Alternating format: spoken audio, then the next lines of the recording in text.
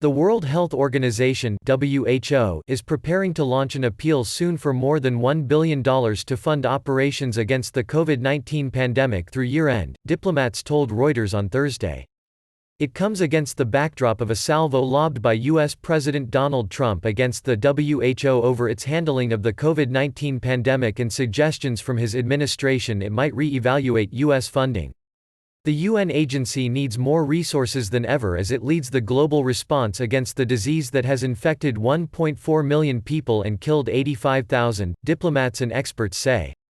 WHO Director General Tedros Adhanom Ghebreyesus, in a speech to diplomats on Thursday issued by the WHO, said it would release its latest plan in the coming days.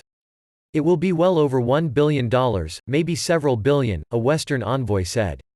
Another diplomat following the discussions said that the appeal would be at least $1 billion. A WHO spokesman, asked about this figure, had no immediate comment. It follows an earlier three-month appeal for $675 million through April, mostly for agencies operating on the ground rather than the WHO itself. Tedros gave a strident defense of WHO's work on Wednesday, a day after Trump accused it of being China-centric. U.S. Secretary of State Mike Pompeo later said Washington was re-evaluating U.S. funding to the body, saying international organizations utilizing U.S. taxpayer money needed to deliver on their goals.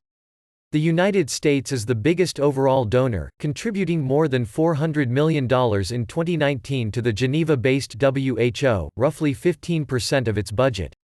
China's contribution was about $44 million.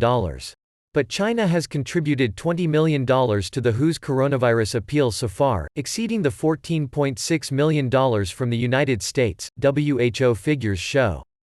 We're all in this together, and we still have a long way to go, Tedros said.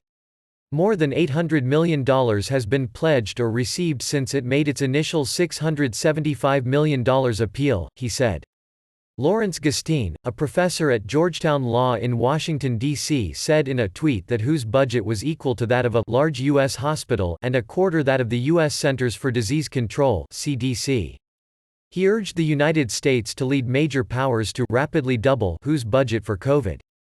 Ilona Kickbush, a global health expert, said in a tweet, "At WHO as an organization needs its member states to act to a common purpose, seems near impossible in the present geopolitical climate COVID-19 blame game."